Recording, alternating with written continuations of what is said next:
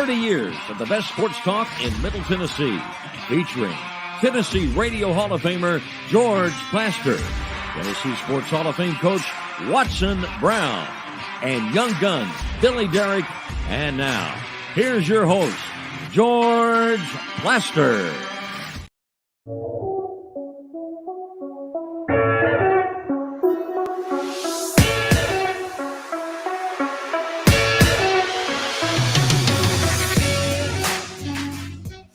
Hello again, everybody. Welcome in on, let's see, what is today? It's a Wednesday.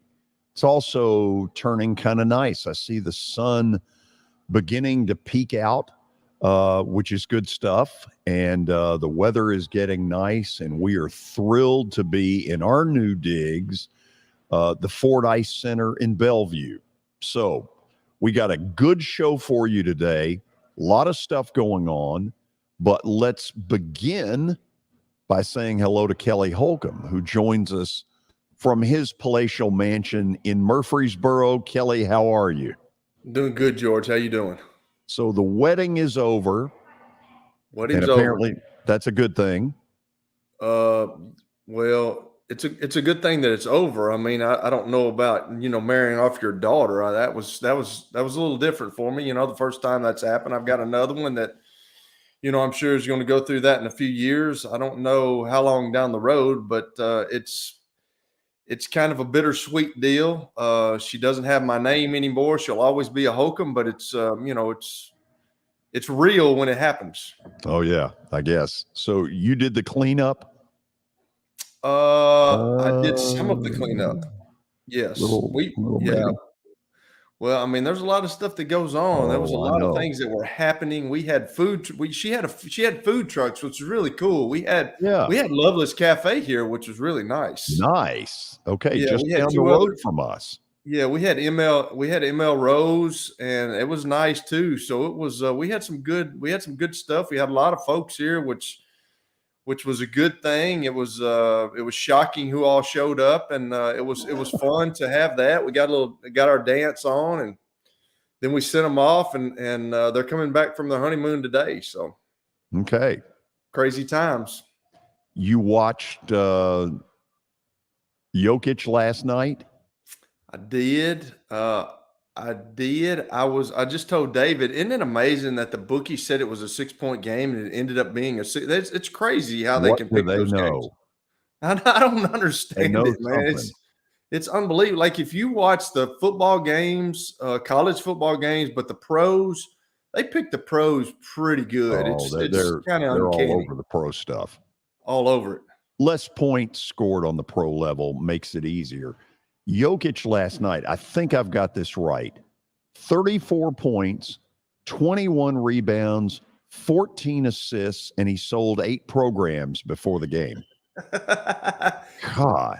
I mean, he had over 10 rebounds in the first quarter. It was amazing. Like he was rebounding everything. And I think he's the only player behind, Kareem and was it Wilt that had those kind of numbers. I think they only had one game, in the conference championship where, they had those numbers, and Jokic has done it twice. So that's the dude's impressive. He's like, Mark Jackson said it last night on the broadcast. He's like a point guard as a big center. It's just, I enjoy watching that guy hustle. That's what, I told David, that's what I didn't like about the Lakers last night. I was getting irritated at LeBron and AD walking up the court. Like, I understand that y'all are tired. I get it, but like, why are we walking up the court? It just seemed like I don't know if it. I know they wanted to win the game, obviously, but it seemed like I just don't know. Like Jeff Van Gundy talks about their transition defense all the time, and that's what was lacking last night. Yeah, their intensity early is what got them beat. They made some adjustments in the second half that I think everybody's trying to say, okay, the Lakers now know how to play Denver. Listen, I don't doubt the Lakers are going to have some success in L.A. Do I think they're going to win tomorrow night in Denver? No, I don't. Yeah, I'm kind of with you. I don't. That's a hard place to play. Those fans are fanatic out there. It's especially with the they were talking about it in the pregame show about the altitude, and talked about how LeBron said it does take a toll on you. You do get tired a little bit quicker. So it is something to, to think about. But I'm not sure that they can win in Denver. I'm really not. It gave me confidence last night because I'm not sure why I'm for the Lakers. I've never been a LeBron guy, but I'm for the Lakers this year. I don't understand it. And I really like the Denver Nuggets too. I like the way that they play basketball, but a lot of the first half had to do with they couldn't miss, George. They didn't miss. No, they were out of their minds. Every 3-point they put up, they made. And then when they missed a 2-point shot, Jokic was there and he rebounded and put it back in. It was unbelievable. That's what made what the Lakers did to get.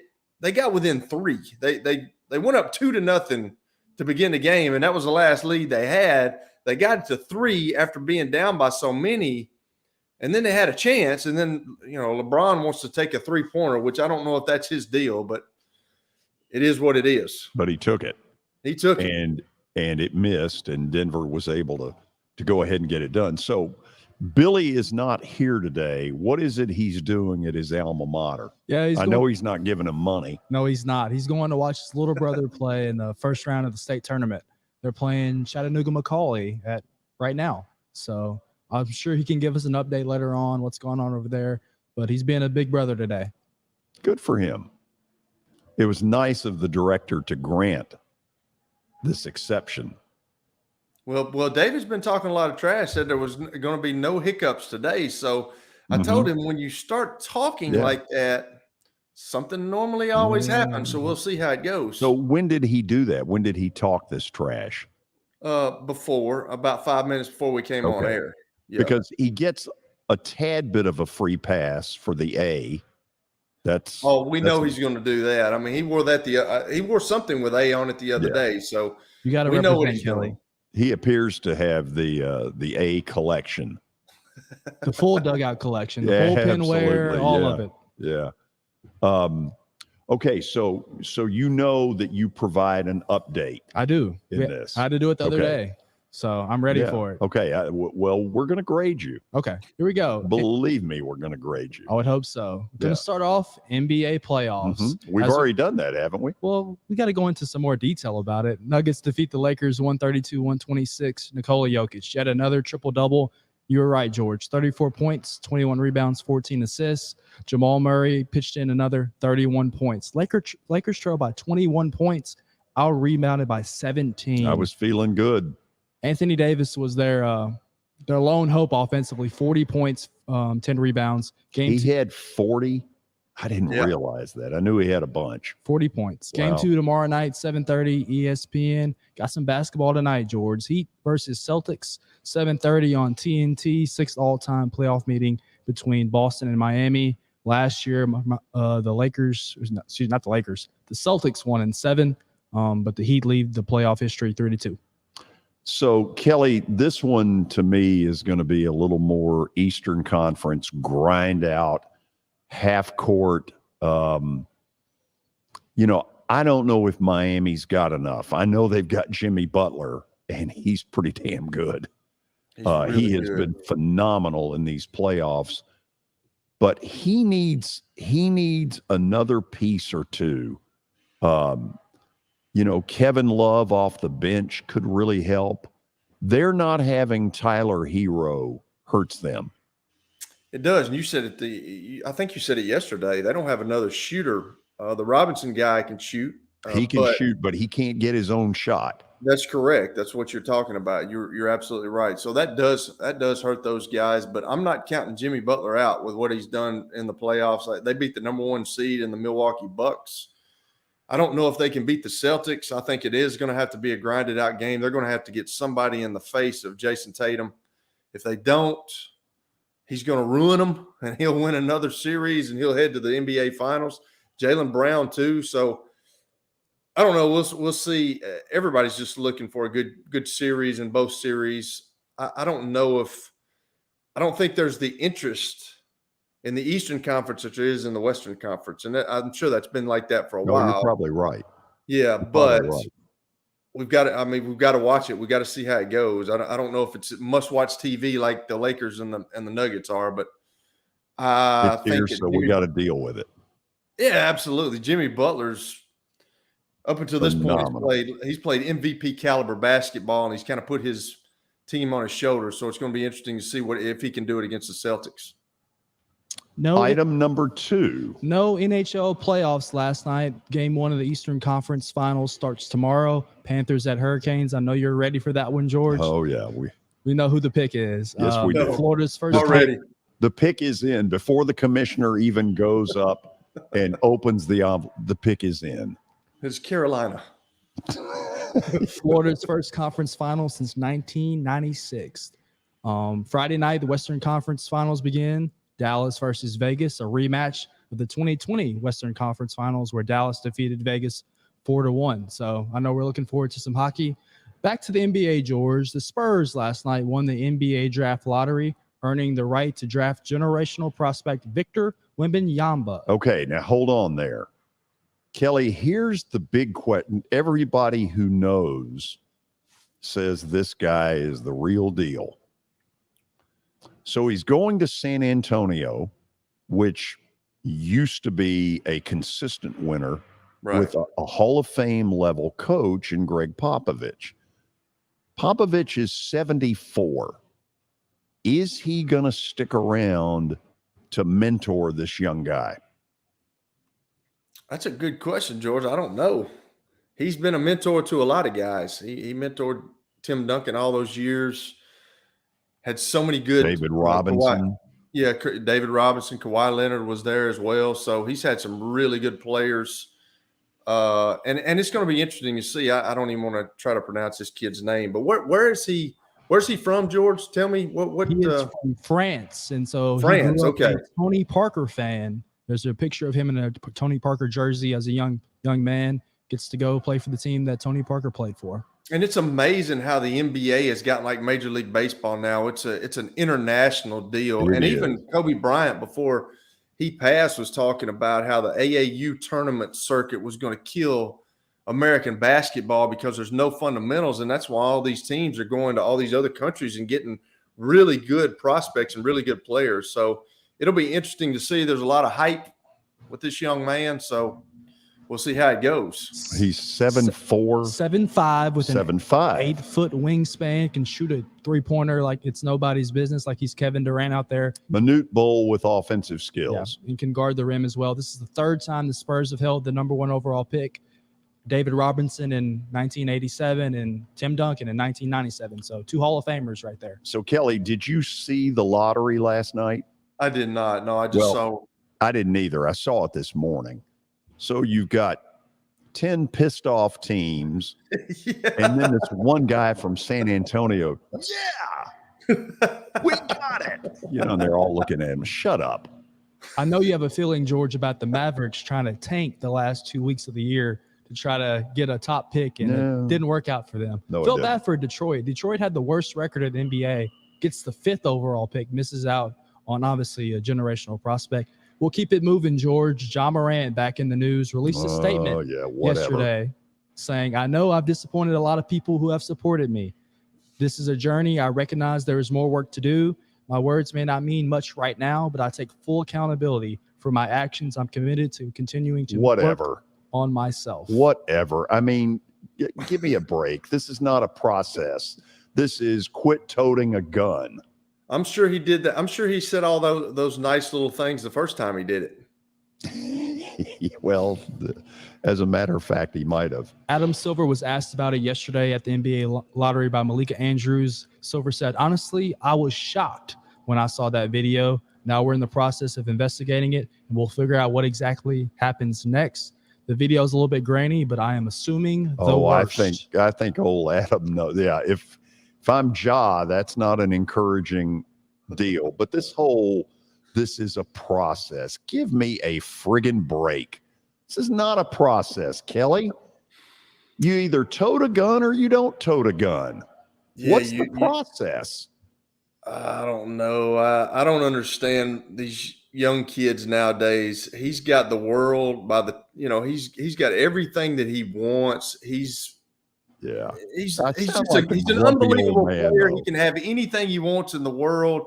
He's, head of Memphis down there, and then he does stuff like this. It comes down to a right or wrong issue, George. You know that. You're either going to do the right thing or you're going to do the wrong thing. And why, with your celebrity status, are you doing things like that where you can get posted on social media? I just don't understand it. Dumb. Last thing, George, what's some MLB news? Yankees Domingo Germán ejected last night yes. for a sticky substance check. This isn't his first offense. A couple weeks ago, they were waiting for him. Minnesota, he got to stay in the game and wash his hands, but got ejected last night. Here's the signal. Out. You be gone. He's subject to a 10-game suspension. We'll have to ask Terry about that. Other news, the Mets call up top prospect Mark Ventos. The Mets are 20-23, 6.5 games out of first place, looking for some offensive production. Ventos, 333 in AAA. Syracuse, 13 home runs, 37 RBIs. Okay, that's it for now. After the break, we're headed down to Florida. Garry Smits has been with the Florida Times Union for a long time, and there's a reason for that. He's really good. We're going to talk to him about Florida, Georgia, which has for years been at the old Gator Bowl in Jacksonville. But I'm hearing rumblings that it might not be soon. We're going to ask him what that's all about when we come back. So stay tuned. We have plenty more coming up. Year number 2 of the Plaster and Friends Celebrity Bowling Night was awesome. And the reason is really simple. I chose Strike and Spare, and they were amazing. They have great food, great bowling, and a staff that is truly ready to go the extra mile to help you. They have 5 family fun centers in the area to choose from. And for more info, go to strikeandspare.com or call them at 615-824-5685. How am I going to get to work? My car's totaled. Skylar, our team is making a call right now. We'll get you a rental car. Don't worry. That's a relief. Call us 24/7. We're here. We're going to help.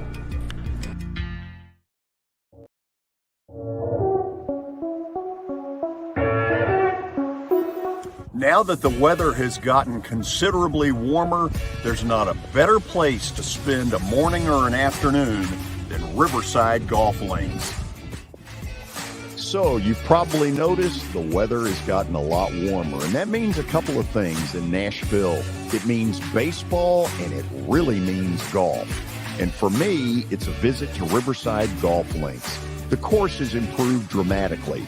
There are now 27 holes, including a 9-hole executive course. If you want tee times or more information, dial them up at 615-847-5074. You can't see the sights without the sounds. From the crack of the bat to the roar of the crowd and everything in between, discover what Hit City has to offer. Spend your nights cheering on the Nashville Sounds at First Horizon Park with giveaways, fireworks shows, theme weekends, and more. Single game tickets are on sale now. Visit NashvilleSounds.com to claim your seat today.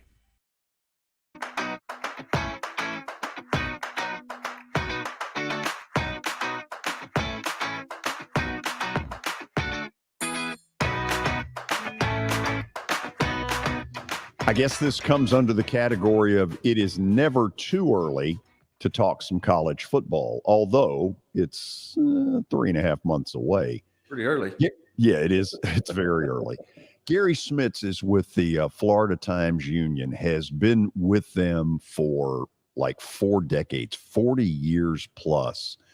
And let's go ahead and bring him up.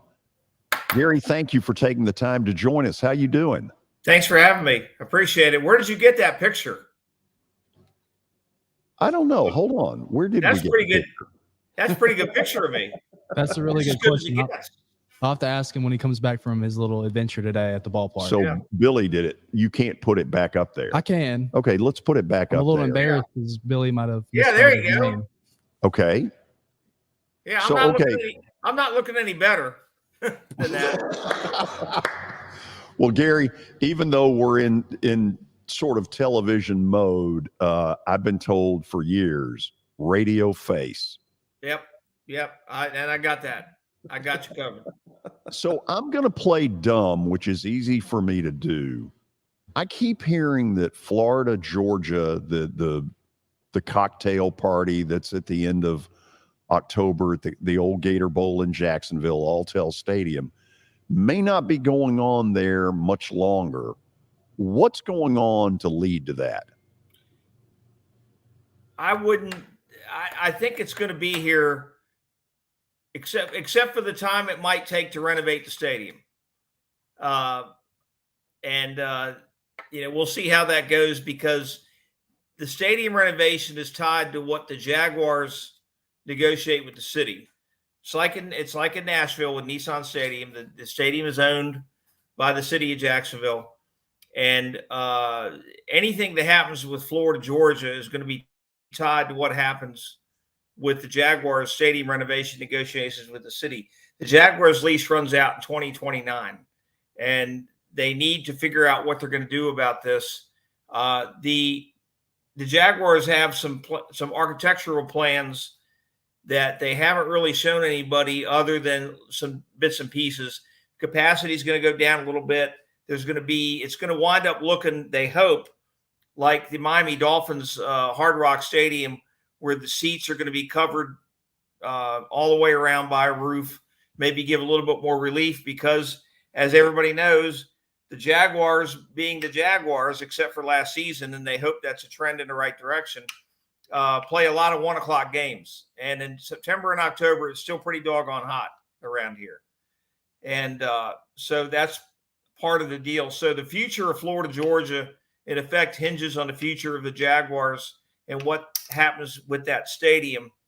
And I think that the worst thing that happens is if they can figure out a way to do what Miami did, which was a privately funded operation by Miami Dolphins owner Stephen Ross, if they can figure out how to do it the way Miami did, renovate the stadium over a 3-year process in the offseason and not have to take any games outside of Miami, then I think this is going to remain in Jacksonville, and I'll get to that in a second. But it depends on what kind of renovations have to take place and whether you can do it and still have the Jaguars play home games. And if the Jaguars can't play home games there, then obviously you can't have Florida, Georgia there, and you can't have the Gator Bowl there. Then you would go back to 94, 95, that model, where when they had to completely rebuild the stadium to accommodate the Jaguars who are coming into the NFL, then they took the game to the campuses for 2 years, 1 year to Athens, 1 year to Gainesville. You could have that scenario, but if they can figure out a way to not have to interfere with a football season, doing the renovations that they want to do, then I think Florida, Georgia stays here. The thing is, the one person who has been making the most noise about moving it to the campuses, or perhaps going on a rotating basis, and the scenario you hear about most often is Jacksonville, Atlanta, Orlando, is Kirby Smart. And Kirby Smart's making this noise for one reason, and that's recruiting. You can host recruits at a neutral site game, but obviously you can't take the kids and show him your weight facilities. You can show the kids where you're playing one game, but you can't show the kids the dorm, the weight facilities, the amenities that you may have for those kids that they're going to be dealing with the other 364 days a year that they're at the University of Georgia. And that's what Kirby is balking about. Now, some people might say, well, Kirby, you've had one of the top 5 recruiting classes in the nation the last 3 or 4 years. What more can you do? And we've already seen what having the number 1 ranked recruiting class does for you in the case of Texas A&M, and that's nothing. Okay. So I think Kirby's gotten the players that he wants. So what's the problem? And the one thing you hear from players who actually have the Florida, Georgia experience in Jacksonville, and you talk to these kids after the fact, they'll tell you, man, I'm really glad I had this experience. This is amazing. This is 80,000 people in the stadium. This is 20,000 people around the stadium. this is a city that devotes an entire week to one game. And, I think the city of Jacksonville will do what it takes to keep that game here. But they also have to do what it takes to keep the Jaguars here. And that involves a lot of money. And I will say this, as somebody who's lived in Jacksonville since 1981, Jacksonville taxpayers are not always happy about parting with a buck. So a lot of this Doesn't remains to that be sound seen. familiar? Wow. Well, Haven't heard that the in a University of week. North, let me just say real quick, the University of North Florida conducted a poll, okay? And their polling is usually pretty accurate. They do mayor races and things like that. And they asked fans late last year with the current price tag for the city's cut of having to pay for the stadium renovations, which right now Jaguars owner Shad Khan wants it to be 60-40, the city paying 60. Okay. And that's about $375 million. 67% of the people polled oppose that. So that'll give you an idea. Okay, of the obstacles they have. You've given both of us a lot to chew on. So let me start with this. Do the Jags want refurbished Gator Bowl or new stadium? They are resigned to the fact that it's going to have to be refurbished. They're going to keep the shell of the outside of the stadium intact. There really is no other place in Jacksonville to take this.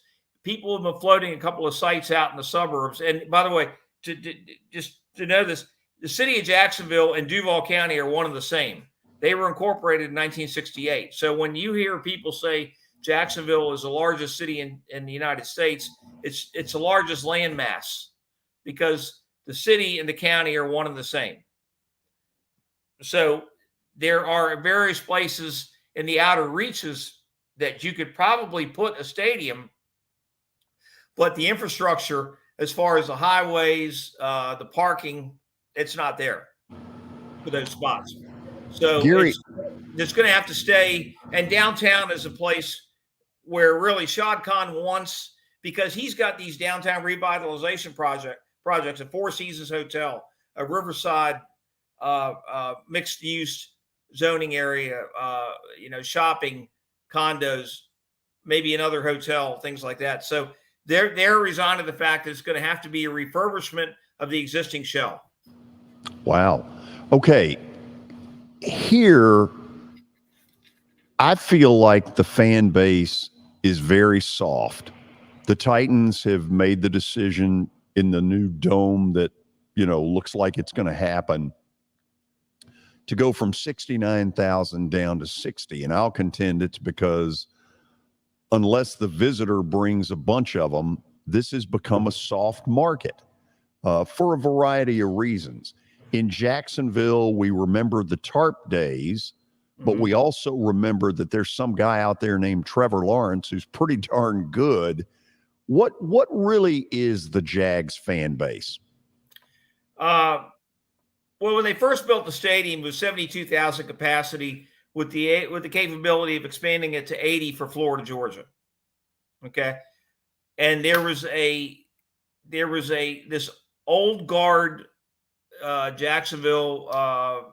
If they weren't Gator, if they didn't go to Florida, they were still Gator fans, and they wanted to make sure that the Florida and Georgia people were happy with having about 40,000, 42,000 each.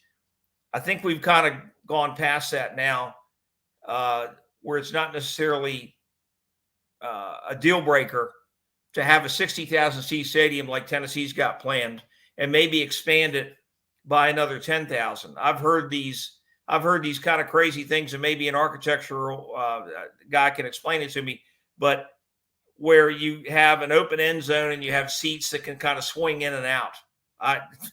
That's just one of the ideas, crazy things I've seen floated. But that was the reason the stadium was so big in the first place. And if you notice, Tennessee's new stadium is going to be 60,000. Buffalo's new stadium is going to be 60,000. You look at the stadiums that have come in the last 10 years, Cincinnati, Pittsburgh, LA, Las Vegas. they're in the 60s, low 60s, mid 60s range. The last really big stadium that was built that is in the 80s was Washington, and they're wishing that thing was about 60 right about now. So it's going to be smaller. They're not going to be able to give the Florida and Georgia boosters as many tickets for that game, but they're going to sweeten the pot.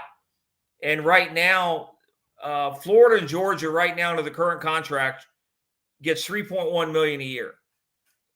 Georgia gets some travel allowances because they got to come further. And if you went to the campuses, you would make maybe about that for your home game, but you wouldn't get anything for your away game. So for a 2-year period, you're getting $6 million a year, whereas opposed to a game that was rotated at the campuses, you'd only get $3 million. So financially, it works having it in Jacksonville, and a lot of the Georgia boosters have told Kirby to shut up about this, okay? Because if you want all the bells and whistles, if you want a football offices that what Clemson, it's got the lazy river stuff, okay, and the player lounges, and if you want all the bells and whistles, weight program, strength and conditioning stuff like that, just shut up, because this is what's going to pay for that, okay? And Kirby can spout off all he wants to, but and the fact remains that a lot of the big money Georgia boosters really enjoy coming to the Florida Georgia game. They stay in condos at St. Simon's Island, Jekyll Island, Fernandina Beach, Florida. They love it. It's like another bowl game to them, okay, in the middle of the season. And, they're dominating the series right now. So there was a time when Mark Richt was getting his butt whipped by Spurrier every year, and Georgia people were making noise about pulling it out of Jacksonville because they thought it was too much of a home field advantage for the University of Florida while they're losing. But that's not the reason now that they're spouting off and everything. So I think that's going to die down. I think the number that's going to keep everybody happy is, as we know, those first week games that happen in Atlanta, Dallas, Orlando, Houston, Charlotte. The price tag on those is about $5 or $6 million each team. I think Florida and Georgia will be happy with that number. And again, just like the stadium expansion, now you got to sell that to the Jacksonville taxpayers. Now, the city council of Jacksonville is pretty large by those standards. They got 19 people. The Republicans have a supermajority, and I think they would be inclined to be up for this because the developers and the big money guys kind of want this. Yesterday, Jacksonville elected the second Democratic mayor under consolidation since 1968, Donna Deegan. Some people are nervous about this. I don't think they have to be. Donna Deegan is a third-generation Jacksonville native. Her grandfather ran a grocery store on the north side of Jacksonville, which is the north side of Jacksonville is kind of like the long-standing seat of the Good Old Boy Network. And Donna was a TV news anchor for one of the TV stations here. She had that job when the Jaguars came here. She's a Florida State graduate. So somebody said, well, how much does she care about Florida, Georgia? I think she cares about Jacksonville. And she's already gone on record as saying that she is in favor of A, keeping Florida, Georgia in Jacksonville, and B, doing what it takes within reason to keep the Jaguars happy. Kelly, he is a wealth of knowledge. He has left all kinds of meat on the bone, so take it and go. I see. So when are they going to start the renovations? Have they started the renovations yet? No. What's going to happen is, first of all, we had to have the election for mayor so we know who's going to be in charge for the next 4 years. Anything that's got to happen has got to happen through the mayor and the city council negotiating that process. I think things will move fairly swiftly. I actually think things may move quicker on Florida, Georgia than on the Jaguars. But I can see both of those things. Now, right now, the Florida, Georgia contract runs through the upcoming game, and the schools have an option for 2 more years. Okay, so if the schools want to stay here, they've got it till 2025. The closest or the nearest time that they could start stadium renovations would be about 2026, 27, even if they decided today to do this. I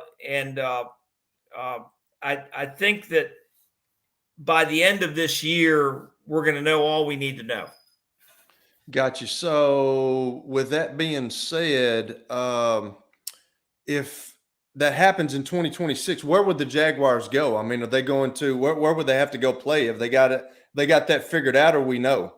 Well, they don't have it figured out because we have to find out whether this renovation can be done the way the Miami Dolphins model, where you don't Yeah. have to lose any home games. Conceivably, I don't know. Maybe I think if they could do this where you have maybe a quarter or a half of the stadium blocked off, but still stay there, I think they would be prone to do that. The only option in the area is the University of North Florida has a 12,000 seat soccer stadium, but all the seats are on one side. And it's a perfectly good facility as far as a lot of things. The Gator Bowl teams practice there all the time. And but the infrastructure is really the traffic, even if you're talking about sticking 15,000 people there, maybe you put some temporary bleachers, it's going to be pretty tough. It's right off of an interstate, but you got about 2 or 3 miles of single lane campus road to get there. I think if they had to go somewhere else, the University of Florida has already said that they would make their stadium available as best they could. And I think the best option would be to the University of Florida. The mayor of Orlando has already said that the Citrus Bowl facility would be available to the Jaguars anytime they want. So you've got another option there. I think, the Jaguars, I mean, look, if they don't have a very good team, the fans have enough trouble driving 5, 10, 15 miles to the stadium to go to the games.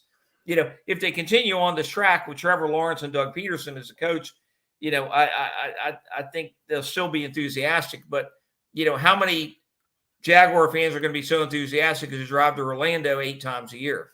Yeah. So let me ask you this. So we had a bunch of guys on and a lady the other day. George set it up talking about the Titans' new stadium that they, that they proposed, and it's going to be, it's crazy. When they first built it was $292 million. Now it's $2.1 billion. But they thought about doing renovations as well. I mean, could this be a deal where, they get more into it? They're going to do renovations. They get more into it, and maybe more cost effective to just build a new stadium. That's probably not on the books, or is it? I don't think so. I really don't think so. I obviously you're exactly right. You go into something and you got a price tag, and inflation goes up. You got a different climate politically, perhaps. I see where you're going with this, but I do think, and our columnist Gene Fournette had a long talk with Jaguars president Mark Lamping last week, and I do think that as much as anybody can commit, he committed to keeping the site of the stadium at that spot and keeping the shell of the stadium, which, by the way, was built in 1990, completed in 1994, 95. So, I think it's suitable depending on what you want to do. I see what you're saying, but it's one of those things they're probably going to have to get into and start the construction process before they figure this out. Yeah, and that's what they said with the Titans. So I was just interested to see if they had talked about that. But here's my last deal, because you kind of said it. Jacksonville, George even talked about, those putting those screens up where, I've been down there. I played in Jacksonville where they didn't have a full stadium. Is Jacksonville kind of more of a college place? And if the Jaguars are doing well, they'll follow. Obviously, they had a really good year, and obviously they're trending upward. But it seems like more of a college town where, like you talk about the Georgia and the Florida game. It seems like more of a college deal where they're more into that than they are pros. Now, if pros is going well, they'll be fine with it. Yeah, you're right about that. It's almost like anything. If or any sport in any city, if you have success, you're gonna do well. When they first had the team here and they had to fill a 72,000 seat stadium, and almost immediately the second year they got to the AFC Championship game, and then they a couple of years later they got there again. They were in the playoffs for 5 of the first 6 years when Tom Coughlin was the coach. They did pretty well. Yeah. And now, when they played the Steelers here, 5,000 of the fans were Steelers fans. When they played the Packers, the Browns, Washington, the New York teams do very well here. By the way, I'm in favor of that, reducing the size of the stadium and make sure and squeeze out the opposing fans. Yeah. Because I know that for a fact that Doug Peterson and Urban Meyer, the last two coaches here, were on record as saying, I don't want to walk out here and hearing Steelers fans just as loud after one of their touchdowns as our fans after one of ours. Now, their money spends just as good as anybody else's. And if you don't sell out your stadium, it's your own fault if a lot of fans from the other team show up. But one way to do that is to reduce the size of that and everything. And I think Jaguars fans, when they started winning last year, they had that bad October, 0-5 in October, had the really horrendous loss to the Texans. That was kind of like the low point. And then all of a sudden they get that miracle victory over the Ravens. And everybody kind of says, well, maybe this Peterson guy and this Lawrence guy are the real deal, and they'll start showing up. But the Jaguars fans, these aren't Packers fans, and these aren't Cowboys fans, and these are not Giants fans, where they're going to show up regardless of the record. They better.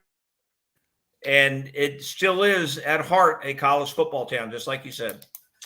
Yeah, well, yesterday I put Trevor Lawrence in my top 10, so hopefully he has another good year. He seems like he's trending up, and he's got a good coach. I've met Doug before, and he seems like he's got him going in the right direction, because I know they were in a kind of a dump, and just hearing interviews from him, he didn't realize when he took the job just how bad things were in Jacksonville. So it looks like he's got things going in the right direction. Yeah. And Doug is a really good guy. I loved it. I saw a recent poll where it said Doug Peterson is like the most well-liked NFL coach, and I can see that. He's great with the media. He's a straight shooter. It certainly is different than dealing with Urban Meyer. I can tell you that much right now. As somebody who had to deal with Urban when he was at Florida, as well as the 11 games he was a Jaguars coach. And, Doug's got a job to do. He's a professional. He hires professional people. I think the key to Doug Peterson's operation here at Jacksonville, I did this story one time, every member of his coaching staff, down to the quality control guys who do nothing but look at film and break it down and give him the readout on what the other team does on 3rd and 4, had a professional NFL background. When Urban Meyer was here, by the time he got done hiring everybody, only 60% of his coaches had an NFL background, and he wasn't one of them. Yeah. So it's college and the NFL are more different than a lot of people realize sometimes. Really is. Well, I think we got to go to break, so I'll flip it back to George. Thanks, Gary. Gary, thank you so much for taking the time to come on with us. Super stuff. Oh, no problem at all. Anytime I can help you guys, just let me know. And very enjoyable. But I think Florida Georgia stays in Jacksonville. I think the Jaguars stay in Jacksonville, and I think they find a way to make this stadium situation work. Thank you for the time. Okay, thank you for having me. We'll go to the break. Our thanks to Garry Smits from the Florida Times-Union for joining us. After the break, a thought or two about something that is looming. There's a dark cloud that may bring rain, might not, who knows?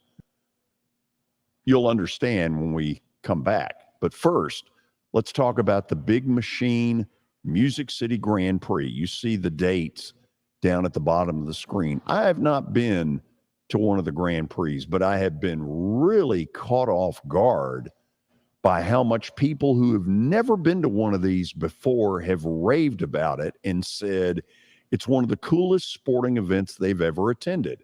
Well, when Liz Allison gave me the invite, I jumped all over it. I want to go. I want to find out what exactly has people raving about this event. The tickets have gone on sale in a variety of different price points. They've got music like crazy for 3 days. What an impressive group they have put together. So to get your tickets now, it's as simple as going on the website, musiccitygp.com. Again, that's musiccitygp.com. As the trusted premier custom home builder in Middle Tennessee, Donley Timmons has over 20 years of experience in the industry. Whether you're looking to build your dream home or renovate your current home, their team will ensure that every client and every remodel is unique, luxurious, and completed on time within budget. Founders Dustin Timmons and Joey Donnelly have over 25 years of construction experience in the Nashville area. Together, they have completed projects in Forest Hills, Oak Hill, Green Hills, Franklin, and Brentwood. Dustin and Joey believe that communication is the most important aspect of all construction projects. Therefore, they personally manage each project themselves and are involved in job site activities on a daily basis. Their commitment to quality and integrity has earned them an outstanding reputation among their clients. Contact them to set an appointment for a free consultation or to view some of their completed projects. Give them a call at 615-456-7983 or log on to DonnellyTimmons.com. For over 35 years, Wilson Bank & Trust has been committed to providing customized banking solutions to help individuals, families, and businesses in Tennessee achieve their goals. As your full-service community bank, we are proud to offer loans with competitive rates, local decision-making, and fast, friendly service from our experienced lenders. No matter where you are on your financial journey, Wilson Bank & Trust is ready to help you take the next step. Visit your nearest Wilson Bank & Trust office or online at wilsonbank.com to get started today. Member FDIC, Equal Housing Lender. Family owned and operated for more than 2 decades, Alaco Fine Wood Floors is Nashville and Middle Tennessee's choice for premium quality hardwood floors. Since 1995, Jimmy Alaco and his army of employees have embodied the approach of taking pride in one's craft and providing superior customer service, growing from a one-man shop to a team of 23 professionals who share the founder's passion for quality craftsmanship and customer satisfaction. If you are interested in contacting them, you can find their headquarters at 2505 Winford Avenue in Berry Hill, or give them a call at 615-356-0303. Again, that's 615-356-0303, or log on to alacofinewoodfloors.com. Alaco Fine Wood Floors, serving Middle Tennessee's hardwood flooring needs since 1995. At Baird, we have a different slant on global financial advice. That global capabilities mean nothing without personal attention.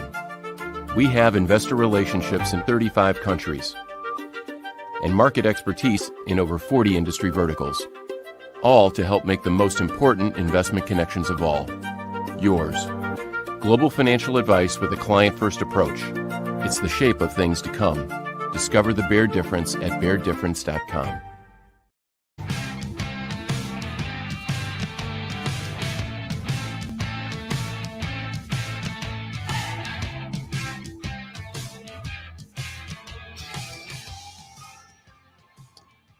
We are back, Kelly. Just remember this segment. File this away, even though it'll be a short segment. And just remember that I told you this in May. You ready? Let's go. Trouble is brewing in the Atlantic Coast Conference. In what way? I'll tell you in what way. Normally, when they have the spring meetings, SEC will do theirs in a couple of weeks. They go down, they chat about, who raised ticket prices, what's our TV deal, and everybody pats everybody on the back. They go play golf, and then they have a few cocktails at night. It's like the combine. It's like the combine. A little bit, yes. Yeah. Yes, Yeah. It's got some of that to it. Yeah. But every once in a while, trouble breaks out. I can remember years ago, Nolan Richardson went after Roy Kramer because Richardson was pissed off that he felt like this commissioner was a football commissioner and didn't care about basketball. And this has been almost 30 years ago. But anyway, sometime earlier this week, the ADs get together in a room and all hell broke loose. And I guess it was all aimed at the commissioner, Jim Phillips. And essentially what they're yapping about is we're falling behind in the TV rights world. Okay? Because I think I've got this right. And tomorrow we're going to get knee deep into this. We're going to have a guest on from somewhere to talk about it.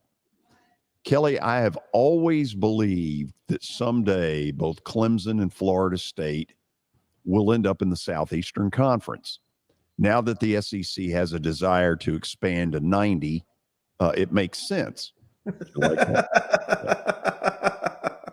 I mean, think about it.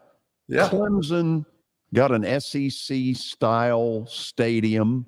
Yeah. Big. Florida State, last I checked, they care about their football. Yeah. I've just always thought that someday that could happen. And when you start hearing stuff about TV rights and we're stuck with this contract until whenever, there's more coming. Yeah, I think if you look at it, George, you can understand that because whether people want to believe it or not, athletic programs are run by football. And you look at the SEC, and the SEC, you know, other than a couple of teams, is run by football. And that's the Ohio States of the world, the Michigans of the world, Clemson's of the world. Florida State used to be up there. Florida State's obviously had some down times the last 15 years, so they hadn't been up there. But I can totally see that, George. The SEC is always looking to expand. They brought Texas A&M in, and they brought Missouri in. So I'm with you, as many as they can get. And just think, because Clemson, you look at, Florida State's had a really good basketball team the last couple of years, but Clemson, like, what do they bring to the table in basketball? So I think you're absolutely right. I think that if Clemson and Florida State get the opportunity to come to the SEC, they certainly will. And I think that's going to hurt the ACC even more. It's considered a basketball conference, but football is kind of the driving force of everything. And if Clemson and Florida State leave the Atlantic Coast Conference, are they really worried about basketball? Like, you're missing nothing from there from the ACC. So I don't know. It'll be interesting to see who you get. It'll be interesting to see what went on. I'm sure they were supposed to be quiet about that, but nothing is quiet these days. Things get out. Well, it's funny you mentioned that. I'm using my little iPhone here that nobody believed I had, and I gave people good reason to be suspect. I had a flip phone for a long time, but Dan Radakovich, who used to be the AD at Georgia Tech, going back to when I was doing some of their games, at the end, he was the AD. Then he went to Clemson. Now he's at the University of Miami. He called it, quote, an airing of grievances. An airing of grievances. Nice. Now, what was interesting was supposedly the league put a gag order on the ADs not to really say anything. Well, that's hard. When you're dealing with human beings, George, that's hard. That's hard when you put a gag order on people. I mean, it's not, unless it's court and you're going to get fined or you're going to get, some legal troubles. It's just hard for people to keep their mouths shut when something like that goes on. And, two people might have been talking back and forth, and then a third party heard them that wasn't even involved in the meeting and goes with it. So you never know the deal. It'll be interesting to see, though, if we get some inside information about what really went on. Well, the vultures are probably circling right now. I'm sure that a couple of the schools have gotten, a text message from Sankey.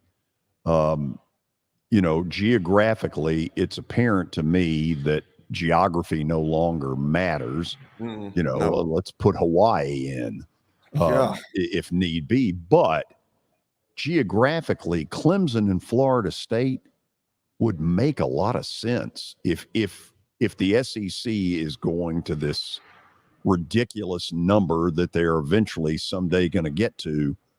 Clemson and Florida State makes some sense. And oh, by the way, the ACC right now has got a revenue issue because their TV doesn't stack up with the Big Ten and the SEC. Therefore, there's a storm cloud gathering might be right. Let me ask you this, George. With the SEC trying to become a mega conference, like we've talked about, and these others, didn't Cincinnati go somewhere? Aren't they going somewhere? Like Cincinnati is now Big 12. Okay, Big 12. Yeah, absolutely. So Will it come down to a point at some point in the near future, George, where they don't have any non-conference games? Well, is that what they're trying to get to? Look, I don't think a lot of the SEC schools want that. Yeah. I mean, it's bad enough when you play 8, and we're likely by the time the SEC football media days get here, I think they'll announce that they're going to 9 conference games, and the Vandies of the world will be muttering words you can't use on shows like this. But they won't be the only one. Now, Alabama, it's easy for Saban. Oh, I'm for it. Well, yeah, you're pretty damn good. Right. But teams that are middle of the road or below, they don't want that. Right. But will it come to a point like that? That's what I'm saying. You do wonder someday. Now, I may not be alive when it does. Right. But you do wonder if you continue. I mean, I never saw all this coming. Texas and Oklahoma, that doesn't feel like SEC, does it? No, it does not. I remember Coach Donnelly telling me this, though, years ago, that they were going to go to 5 power conferences. I do remember him telling me that, and he was like, nobody else will matter. It doesn't matter because they've got all the money, they've got all the TV deals, nothing else matters. So I'm with you. I think you have to have a break. I mean, it's becoming like the NFL. The NFL, you never get a week. There's no in the NFL, any team on any given Sunday can beat you. Or Monday or Wednesday or Thursday or Friday, whatever the NFL plays now with their Black Friday games and all this. But in college, you would like to have an off week with a team that you're playing, like a Louisiana Monroe or somebody like that, where you can get guys some rest. You can get your starters out there for a little bit, use it as a preseason game in the NFL. But if they're going to these big conferences and all these teams are going to these big conferences, at some point, they're just going to play conference games, which I don't think that's fair either. But I don't know. I can just see that on the horizon as well, George. Poor old UL Monroe. They won't be the whipping boy anymore. The Warhawks, baby. We'll go to the break. Then we'll have stat of the day. And then Kelly Holcomb's World of Football, already winning accolades all over the Southeast. Stick around. Forget the fact that Sir Speedy Music City is owned by my BGA classmate James Warren. Their work stands on its own merit. James and his staff do incredible work, as evidenced by the huge banners at the Plaster and Friends Celebrity Bowling Night. If you're looking for quality to help your marketing and business communications, and you want it at a reasonable price, these are your folks. Call them at 615-832-9511 or go to print at sirspeedymusiccity.com. And be sure to tell them Plaz sent you. Hey, thank you for meeting with me today. The insurance company has made an offer. Already? Wow. They've offered you the entire policy. Thank you, Blair. You're so welcome.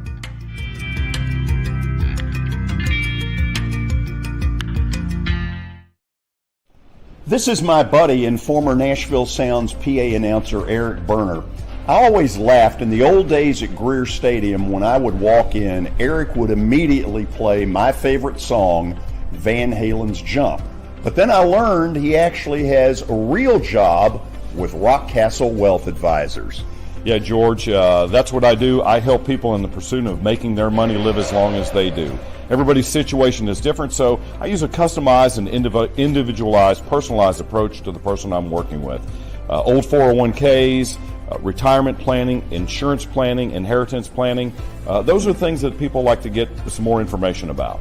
One of the things I find is people don't even know where to start, and that's where you come in. Yeah, so I can usually help people with an initial phone call or meeting that is a no charge and no obligation.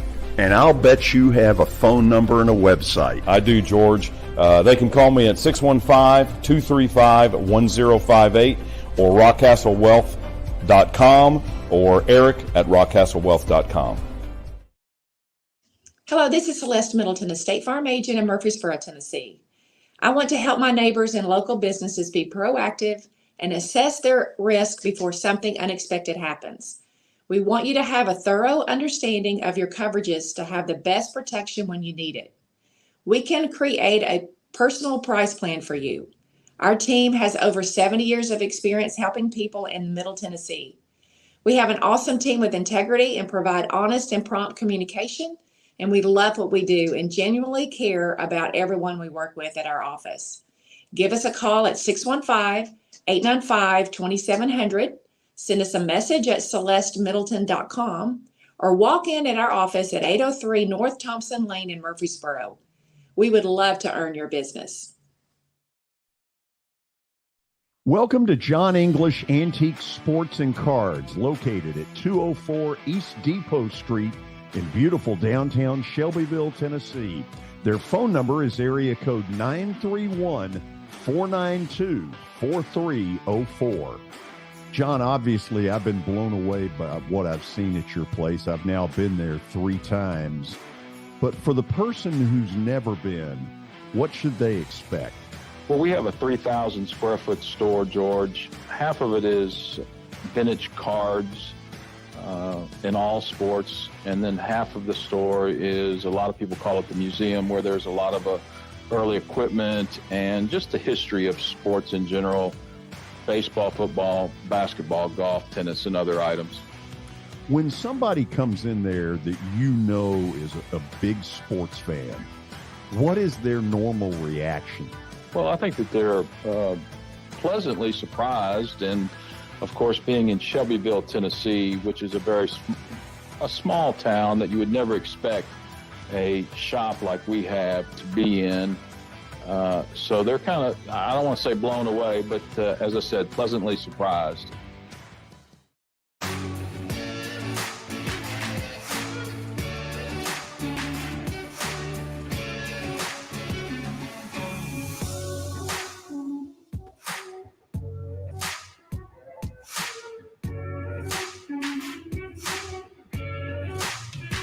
Welcome back in. It is time for Kelly's favorite segment of the show. It is time for Stat of the Day, presented to you by John English Antique Sports and Cards, located in Shelbyville, Tennessee. You can find them at 204 East Depot Street. They're open during the week Tuesday through Friday from noon to 5, and on Saturdays from 10 a.m. to 5 p.m. So give them a visit, or actually you can give them a call also at 931-492-4304. To the association we go. And here we go. Last night, Nikola Jokic and Anthony Davis became the third pair of opposing starting centers to each score 30 points in a playoff game. Can you name the last 2 opposing centers to each score 30 points in a playoff game? Now, here's your hint, because I know this one could be hard. It occurred in Could be hard? Well, centers haven't been dominant in the NBA for a while now. Right. So we're going to go to the 90s. That is, the 90s is the correct answer. Okay. Would we, let me ask you this. Would Larry Johnson be considered a center? That is not the answer. So okay, well, that's wonderful. I got somebody. Okay, let's hear it. Maybe it'll jog my memory. What about Shaquille O'Neal and Alonzo Mourning? Okay, hold on. Shaq would have been either Orlando or later the Lakers. Yeah. Alonzo would have been Charlotte. Let's go with it. Shaq is one of them. Alonzo Mourning is not. Who is the other person who played Shaq during the playoffs in the 90s that would have also scored 30 points? Was he Orlando or the Lakers? He was in Orlando. Oh, Lord. If I tell you and give you another hint, it's going to give it away. Akeem was gone by then, though? It is Akeem. 19. Oh, yeah. So I'll give you the clap for that one. There you go. Yeah. 1995. Yeah. Hey, we used teamwork on that one, George. Blind hog finds an acorn. That's right, baby. Man, I'll tell you one thing. Hakeem Olajuwon had the best post moves, drop steps.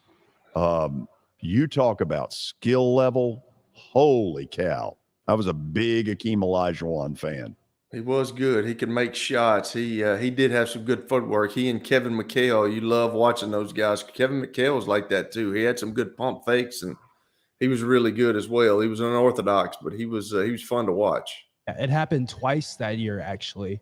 The Spurs played the Rockets earlier. David Robinson and Hakeem both went for 30, and then in the finals, Shaq and Hakeem went for 30. So just talent all the way across the Okay, board. listen to this piece of news that David threw out to me during the commercial break. Yeah, this is stupid. Kelly, so I was looking on social media, and I came across a clip from SportsCenter. To sit in level 313 in Denver tomorrow night, row 4. This is upper deck. Level 313. Upper deck. Yeah, $80,000 for one seat. No, are you serious? Now, help me with this. Okay, go to another section in the upper deck and give me a price. I mean, is this one wacko who put this out here just to see if he could get a bunch of money, or Yeah, is this across the board? I'll have to look it up, but that one was the one that everybody was showing and obviously outraged about. I'll take a look and get back to you guys about that. I wouldn't pay 80 grand for Sit in the front row. 25 years of Denver Nugget basketball. I mean, I don't mean to be ugly, but Well, 80 grand? there were a lot of Lakers fans in there last night as well. Yeah, there so were. I don't know He's if they're just- driving up the prices. Well, a but little And bit. he's just but I throwing mean, he's just throwing it out there, hoping somebody will take it. surely and if nobody somebody would. does, one of two things is going on. Either you are incredibly dumb, or We'd like you to sponsor the show. you've got a boatload of money, and we'll Yes. be glad to talk to you. That's Yes, right. Absolutely.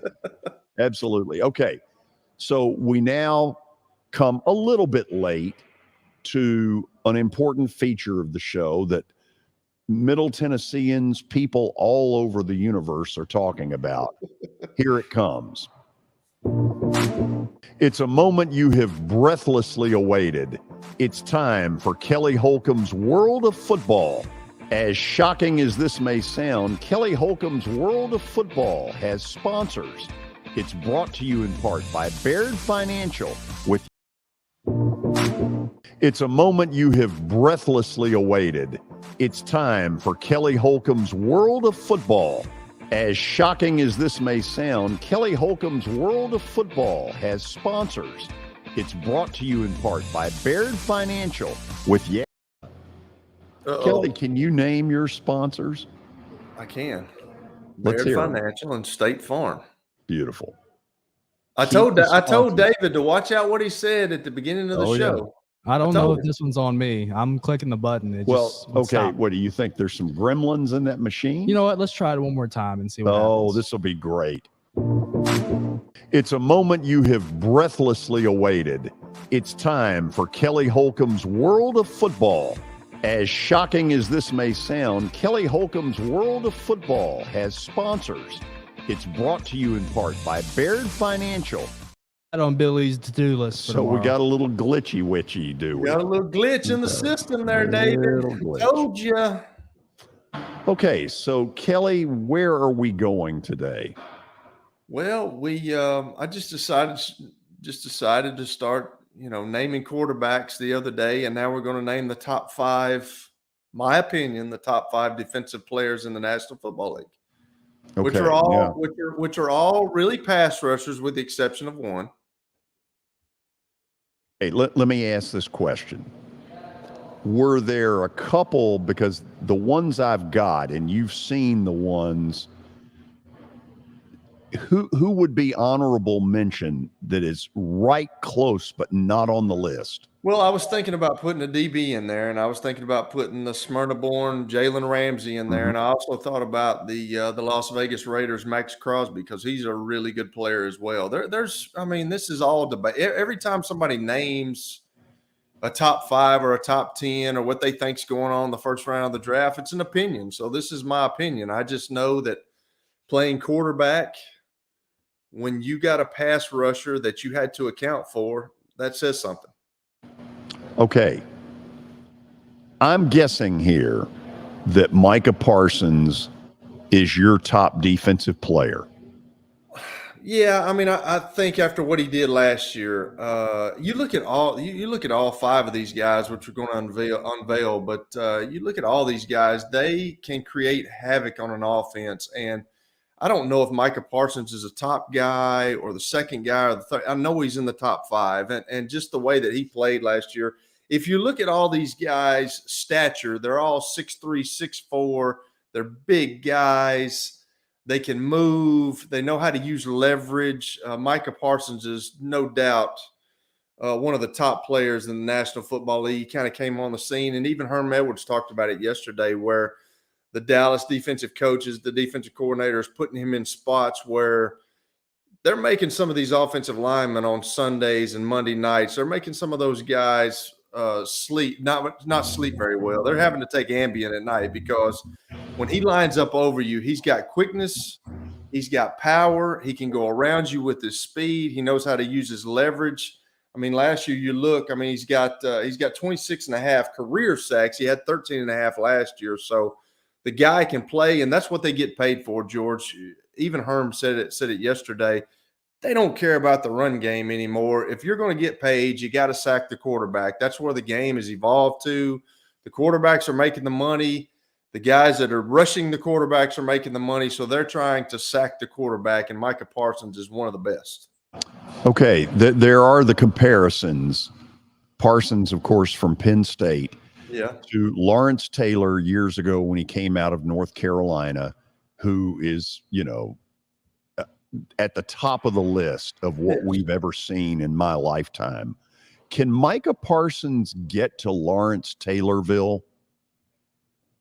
With the way he's playing now, maybe. But we don't know what's going to happen next year or 2 years down the road or 3 years down the road. He might get injured. He might have a slew of injuries in the next couple of years. He might tear an Achilles. Who knows? You really don't know. That's what makes these guys like a Jim Brown, like a Lawrence Taylor, like an Emmitt Smith, those guys that do it for so long and are pretty blessed with not having many injuries. That's what makes what they do so impressive if you look back on their careers. And this guy right here could.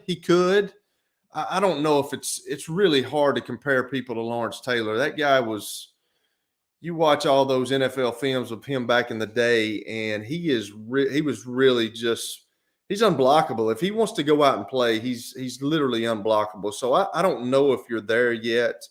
I know that this guy has got something about him that when I was in Cleveland, Bruce never liked using a scheme to kind of alter Micah Parsons. But there came a couple of games where you had to account for guys like that.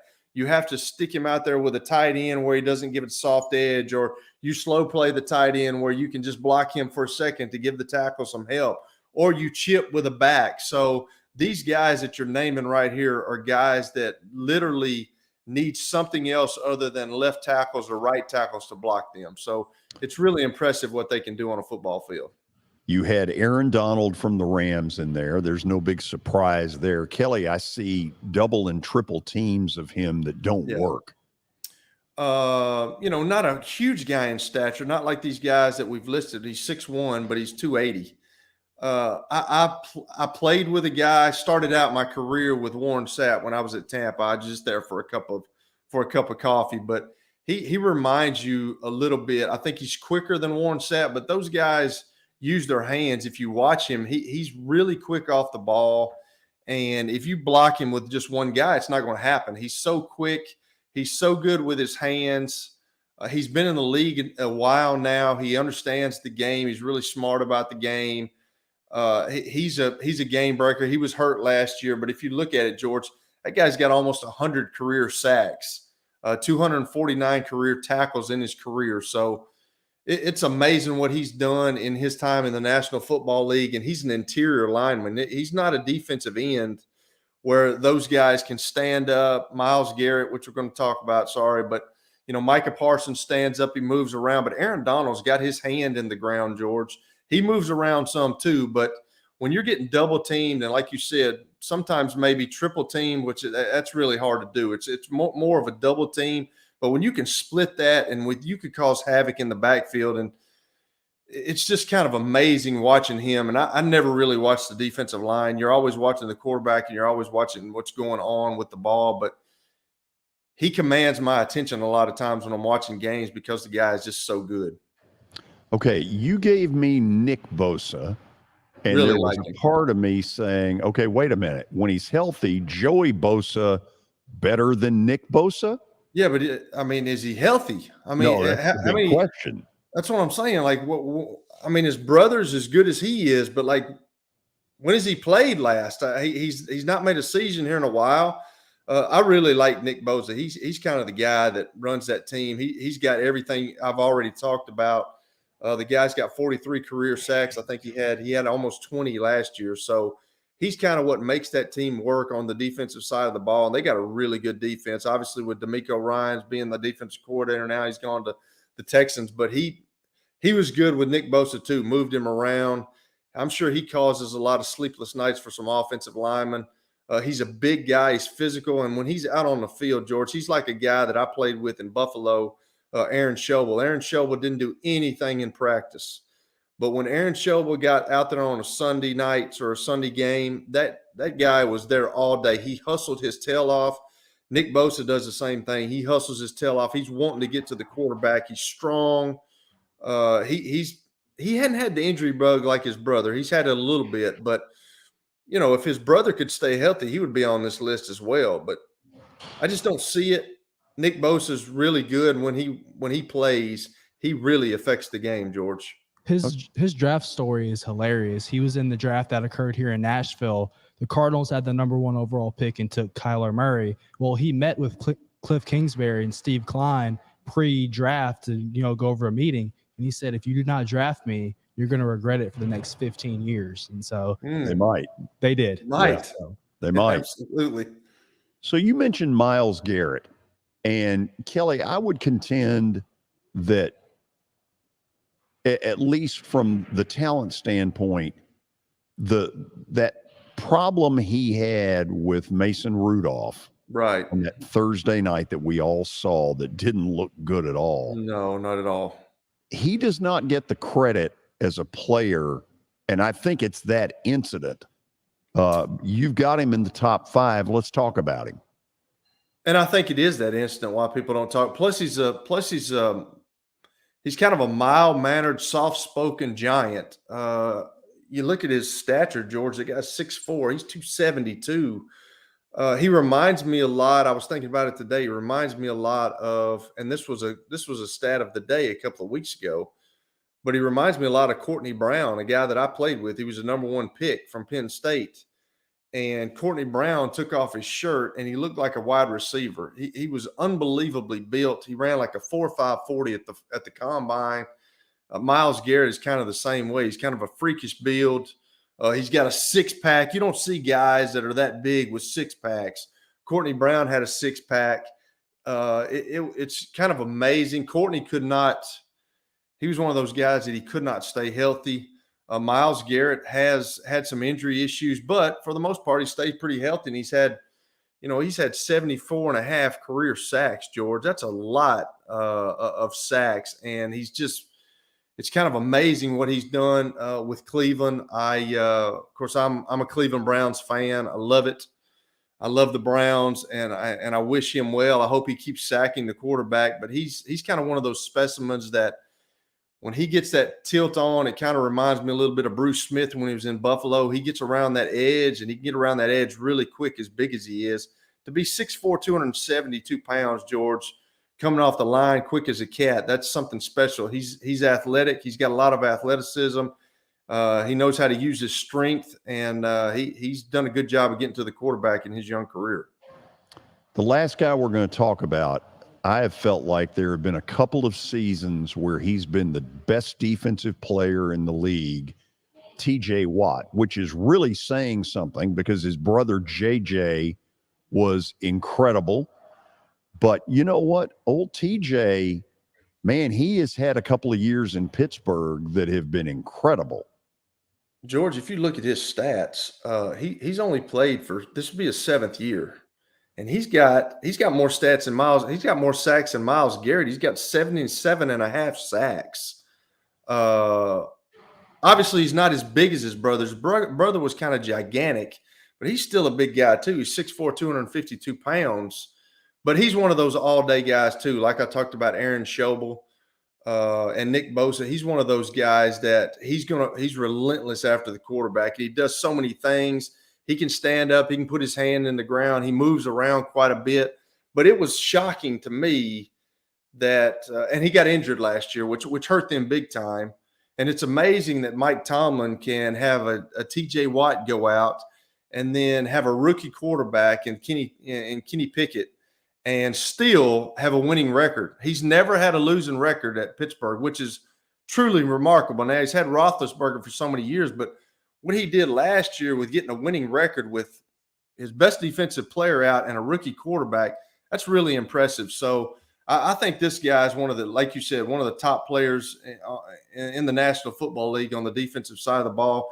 He's one of those guys that you have to account for. You don't like giving him a soft edge. You don't like spreading guys out, because when you give him a soft edge, it puts that tackle with him one-on-one, and that's really, really tough. Nobody wants that.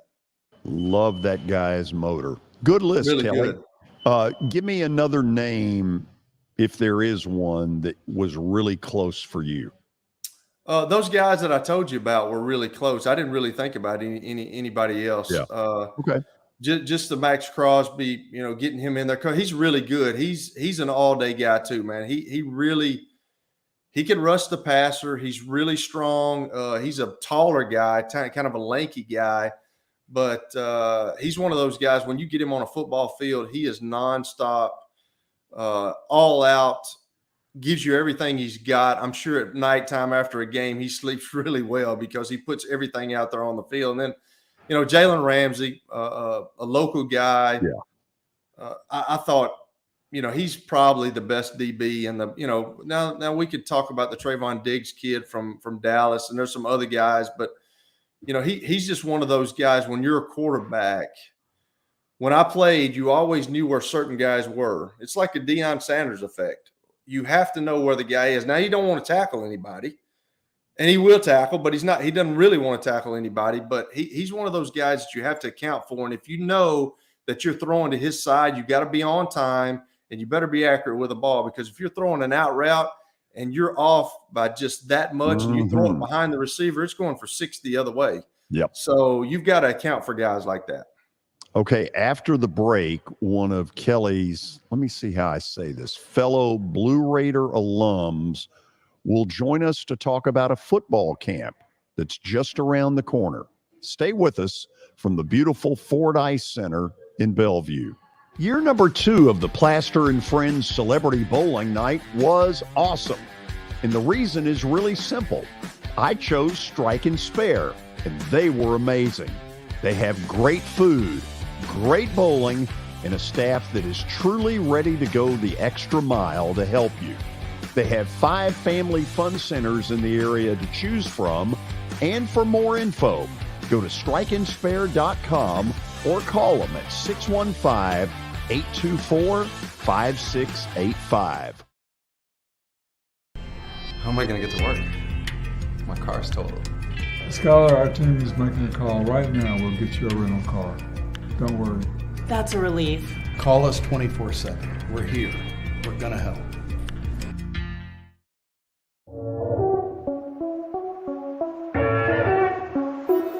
Now that the weather has gotten considerably warmer, there's not a better place to spend a morning or an afternoon than Riverside Golf Links. So you've probably noticed the weather has gotten a lot warmer, and that means a couple of things in Nashville. It means baseball, and it really means golf. And for me, it's a visit to Riverside Golf Links. The course has improved dramatically. There are now 27 holes, including a 9-hole executive course. If you want tee times or more information, dial them up at 615-847-5074. You can't see the sights without the sounds. From the crack of the bat to the roar of the crowd and everything in between. Discover what Hit City has to offer. Single game tickets are on sale now. Hello, this is Celeste Middleton, a State Farm agent in Murfreesboro, Tennessee. I want to help my neighbors and local businesses be proactive and assess their risk before something unexpected happens. We want you to have a thorough understanding of your coverages to have the best protection when you need it. We can create a personal price plan for you. Our team has over 70 years of experience helping people in Middle Tennessee. We have an awesome team with integrity and provide honest and prompt communication, and we love what we do and genuinely care about everyone we work with at our office. Give us a call at 615-895-2700, send us a message at celestemiddleton.com, or walk in at our office at 803 North Thompson Lane in Murfreesboro. We would love to earn your business.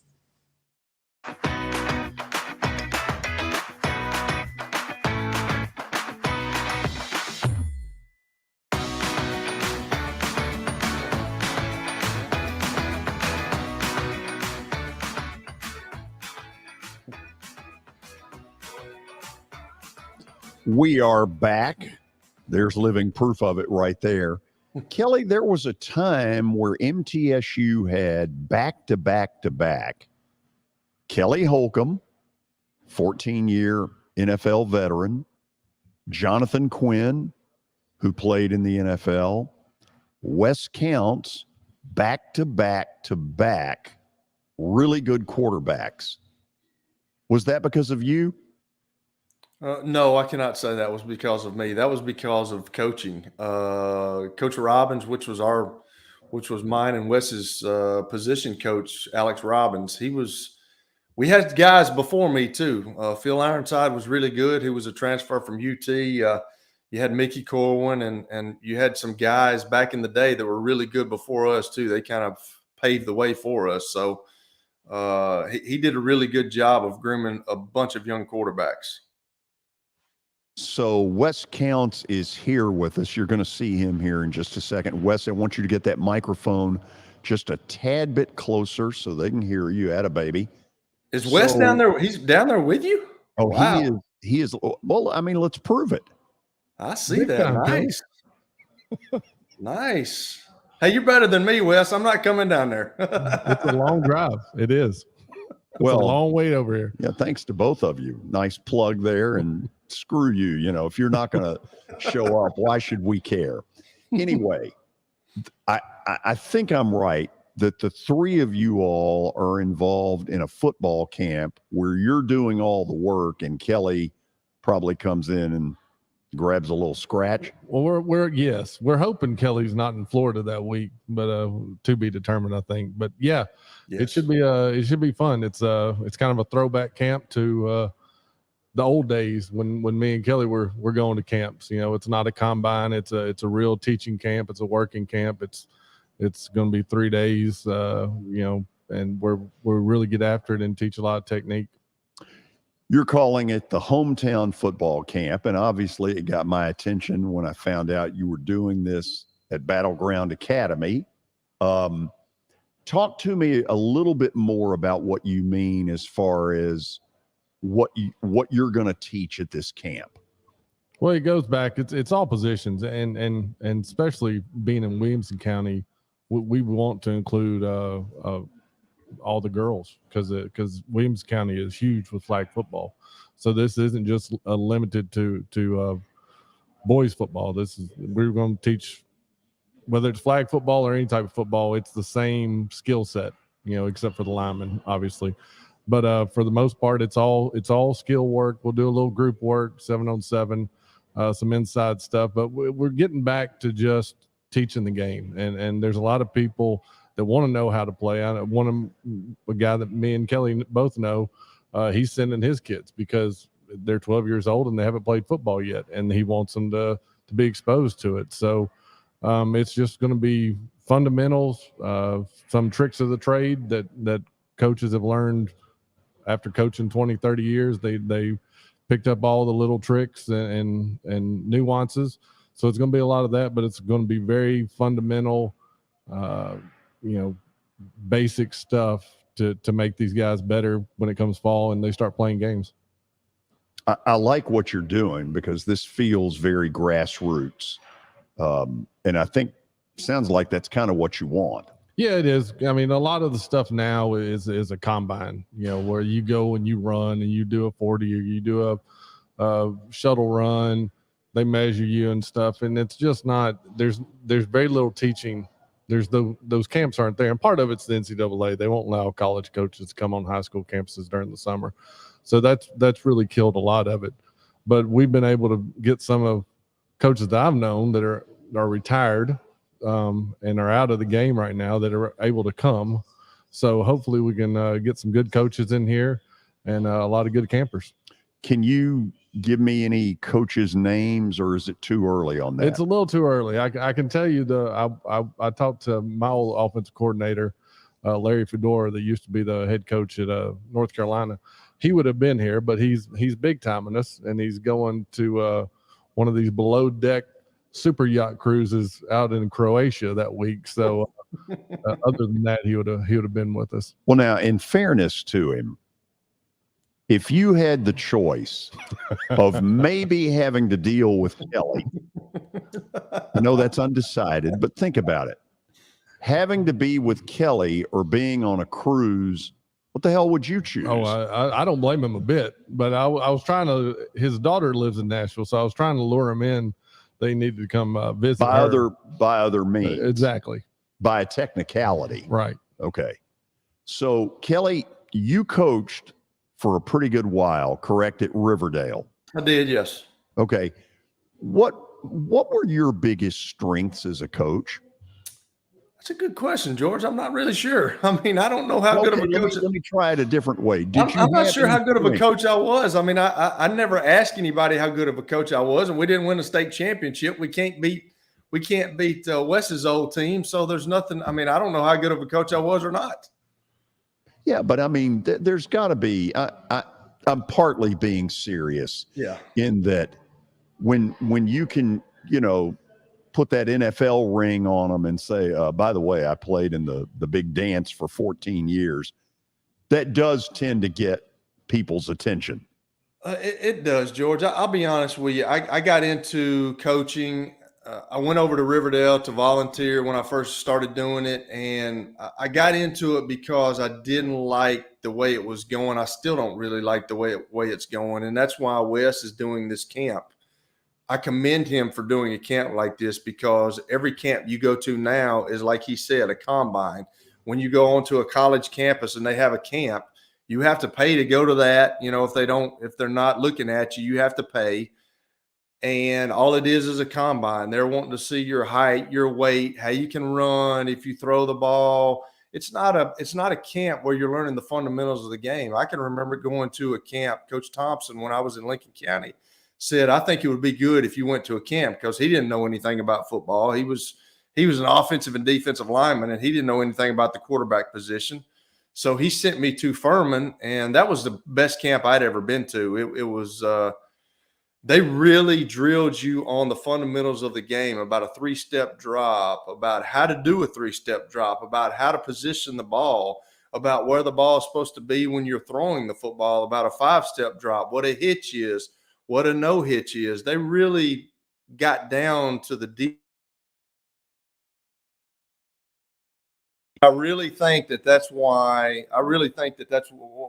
Wes is doing. I really like it. I'm going to enjoy it. If I am able to go, I think I will be able to go. I should be able to go. But being a devil's advocate on the other end of it, I've done a couple of camps too, and I got out of the camp business because I thought it was a bona fide babysitting deal. So when I started doing it, people just sent their kids off. They didn't mind. They didn't listen. They didn't care to listen.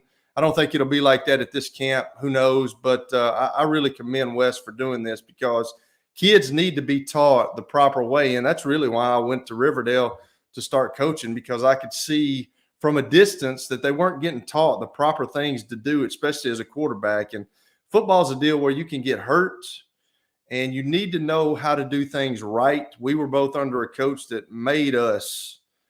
forced us to do things right. And, that's kind of gone from the game right now, Jordan. It really has. Yeah, to go with what Kelly said, and I'm not knocking some people, but a lot of these high school coaches, and I'm not knocking them, but there's a lot of coaches that go to clinics, and they go to a clinic for 3 hours and they think they're experts. and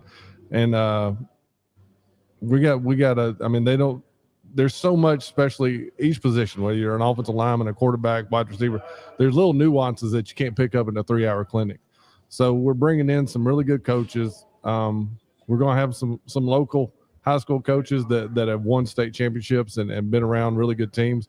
But then we're going to bring in a few retired college coaches, maybe a couple professional coaches that have the time, that time of June, to come in and really teach these kids how to play the game of football and really help them be better football players come the fall.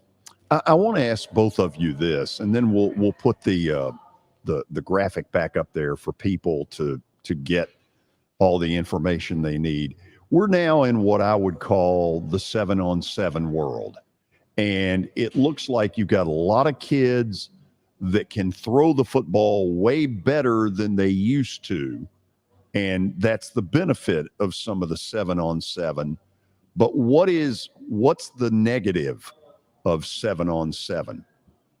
It's not real football. That's the negative, because I want to see what makes a quarterback is when you know that the middle linebacker is not blocked and you're supposed to throw hot, and maybe the guy didn't read the hot, like you're tied in or something, and you got to sit in there. What are you going to do? Are you going to be able to sit in there and get hit in the mouth and deliver a ball? That's what quarterbacking is. What do you do when the chips are down? And 7-on-7 just does not bring that out. I'm not a big fan. I did not let my son play. He wanted to play his last year. It turned out to be a joke. It's just, I don't know. It's not real football. And I know Wes is going to tell you the exact same thing. There's nothing that you can find out. Now, it's good maybe if you got a quarterback that's got his receivers that he's going to play for or play with during the season where they can get some timing in. But like these guys, I've been to a couple of 7-on-7 deals, George, where they sit back there and they hitch up 3 times. That's not real football. You can't, like, that's not going to happen. You're going to get hit in the mouth if you do that. So I'm against 7-on-7, but that's where football is going, George. It really is. And I'm afraid 20 years down the road, we talked about it 3 weeks ago about what I thought about where football is heading, but I'm afraid it's going to go to flag football. It worries me.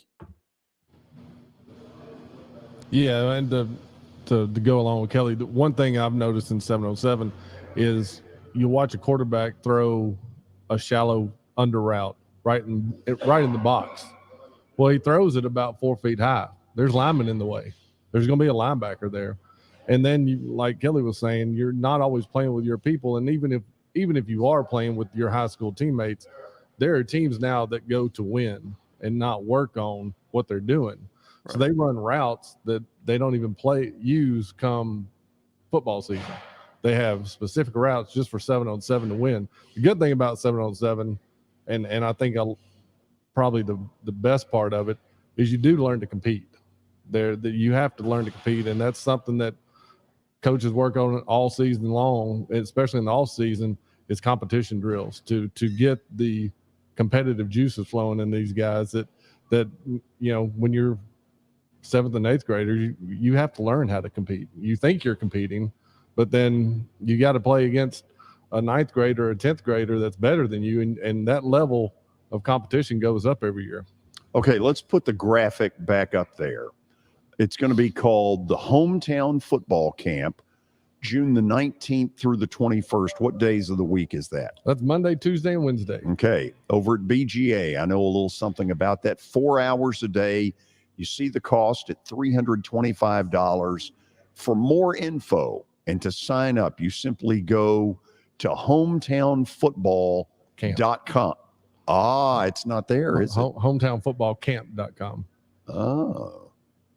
It was close. It was very close. That's David. Was that David's fault or Billy's? We can put that one on me. Whoa. Oh, wow. That's the second thing I told you. Wow. Kelly, what do we do? I mean, is that double secret probation?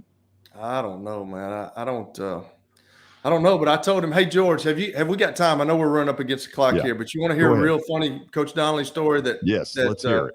That Wes can finish? Okay, so, and I know Wes can finish it because we've talked about it, but Wes, when I was playing, Wes was a ball boy. His dad worked in the, he was in the middle organization over there, and he was in the Murphy Center, but Wes was a ball boy. So when we went to Nebraska, okay, so Nebraska was killing me, okay? They had Trev Alberts, the black shirts out there. That's when they were the true black shirts, okay? So we went out there. I think I was a sophomore. So it was the only game in my life that I've ever been sore before the game was over with.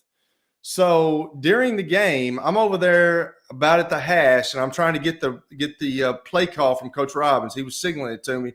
Well, little man out there with the hat on, Coach Donnelly was saying, Kelly, all you got to do is step up in the pocket, son. They're pushing them back. They're pushing them around you. And I go, are you watching the same blankety blank game I'm playing here, Coach Donnelly? I said, these dudes are about to kill me. So then he turns around, and I'll let Wes finish the story. He said, Coach Donnelly looked at Coach Robbins and said, Alec, you've created a monster. I love it. I love it. Only two guys. I think there was only two guys that heard that, Wes and Steve Dark, other than Coach Robbins. Now there's several thousand that will have heard it. Okay, hometownfootballcamp.com. Wes, thanks for being here. Hey, thanks for having me. It's been fun. Appreciate it, Wes. Plaster Bet of the Day is coming up next. As the trusted premier custom home builder in Middle Tennessee, Donnelly Timmons has over 20 years of experience in the industry. Whether you're looking to build your dream home or renovate your current home, their team will ensure that every client and every remodel is unique, luxurious, and completed on time within budget. Founders Dustin Timmons and Joey Donnelly have over 25 years of construction experience in the Nashville area. Together, they have completed projects in Forest Hills, Oak Hill, Green Hills, Franklin, and Brentwood. Dustin and Joey believe that communication is the most important aspect of all construction projects. Therefore, they personally manage each project themselves and are involved in job site activities on a daily basis. Their commitment to quality and integrity has earned them an outstanding reputation among their clients. Contact them to set an appointment for a free consultation or to view some of their completed projects. Give them a call at 615-456-7983 or log on to DonnellyTimmons.com. You know, starting to save for your future doesn't have to be difficult. Let Wilson Bank and Trust help tone up your financial goals this year. Our certificates of deposits or CDs can help your money work harder with our competitive rates, earning you more than ever before. WBT checking options allow you to earn rewards you can really use, like a high interest rate or cash back on check card purchases when you meet some e-banking qualifications. Visit your closest Wilson Bank and Trust office or online at wilsonbank.com to get started today. Member FDIC. Family owned and operated for more than 2 decades, Alaco Fine Wood Floors is Nashville and Middle Tennessee's choice for premium quality hardwood floors. Since 1995, Jimmy Alaco and his army of employees have embodied the approach of taking pride in one's craft and providing superior customer service, growing from a one-man shop to a team of 23 professionals who share the founder's passion for quality craftsmanship and customer satisfaction. If you are interested in contacting them, you can find their headquarters at 2505 Winford Avenue in Berry Hill, or give them a call at 615-356-0303. Again, that's 615-356-0303, or log on to alacofinewoodfloors.com. Alaco Fine Wood Floors, serving Middle Tennessee's hardwood flooring needs since 1995. At Baird, we have a different slant on global financial advice. That global capabilities mean nothing without personal attention.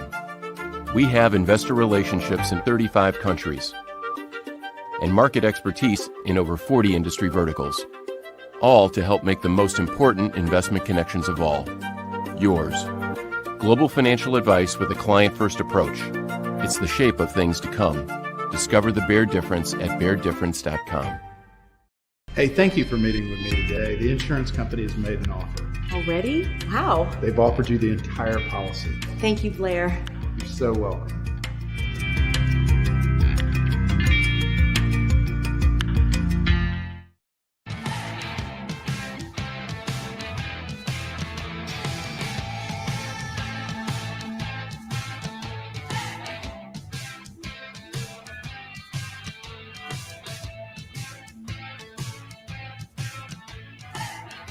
Welcome back in. Final segment on a Wednesday.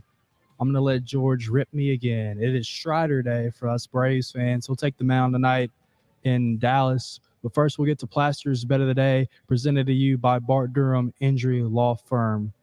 They are simply put the best in the business. They are lawyers you can trust. So give them a call at 615-242-9000 or log on to bartdurham.com. It was a push last night for George as he got the 6. Denver was a favorite by 6. They won by 6. So I should have won. He was sweating it out last night. Oh, it got hairy late. And I kept hoping that the Lakers would foul with 10 seconds left, and they didn't. And so the 6 hit right on the number. But I gave it to you anyway. Yeah, I can use the help. Why are you giving it to him anyway, David? He didn't actually win. I mean, it's like. Do I mark it as nothing? Well, you can go 177, 176-1. Yeah, but the dash is, 1. Yes. Billy said they haven't done that this whole time. So if I just do it now, that would affect your record anyway. What? You've covered or you've hit the line before. Yes. So they didn't put it. So put -3. Who cares? Okay, well, I mean, world peace is not at hand. I don't want to hurt your feelings if you go below 500. We're not curing cancer with this. Okay. So let's get to tonight. And I am going to take the Miami Heat plus the 8. Now, do I think Miami's going into the Boston Garden and win tonight? No. Do I think the Celtics will have a little trouble getting back up to the level that they were Sunday when their hair was on fire? I don't think that happens. For me to win, Jimmy Butler's got to be really good. And you know what? I think Jimmy Butler's going to be really good. And he has been. Yeah, he has been really good. So I don't know if that's a bad. I don't know if that's a bad pick there, George. I really don't. I think Boston will win the game, but you might have a point. I don't know. I'm not for you. I mean, I'll be watching the game, but I'm not for you. So really doesn't matter. You're never for me. No, exactly. Say it the way it is. You openly root against me. I do. At least I'm that way. At least you know where you stand, George, with me. You understand that, yeah? Well, I mean, you're right about that, but that's pitiful. It is pitiful. I mean, it's really petty. It's really petty, but that's how I am. I'm a petty guy. And so this is why probably they don't want you coaching that camp, because they're saying to themselves, he's not a team player. He roots against us. Unbelievable. I told Wes yesterday I wasn't going to give him any promises because my wife is a Florida geek. She wants to go down there. Right. And I don't know if I'll be down there at that time. But he said, man, I really want you to. So don't go there, George. Okay, TBD, don't go there. To be determined. I've obviously got him fooled as well. Yeah. Okay, so let's give a preview of what we know is coming tomorrow. So this game was not even happening tonight, and George just threw it out there. He was ready to go. He's already got it. How about Carolina, baby? Let's go. Awesome. I hope I don't hope this on anybody, but what if 2 guys go down with sprained ankles before the game? You gonna change? You can't change now. Oh no, it's Carolina. I don't give a damn what happened. If they have an earthquake, I'm going Carolina. Tomorrow on the show, we're going to find out more about the trouble brewing in the Atlantic Coast Conference. Danny Evans is going to join us. We'll probably go back to the Oakland situation because it appears that out of nowhere, things are really happening. And what does that mean for Nashville's chances as they try to get Major League Baseball to the Music City. Kelly, see you tomorrow. Behave until then. Yes, sir. Thanks See for y'all. rooting for me. Lord willing, man. See y'all. Really mature.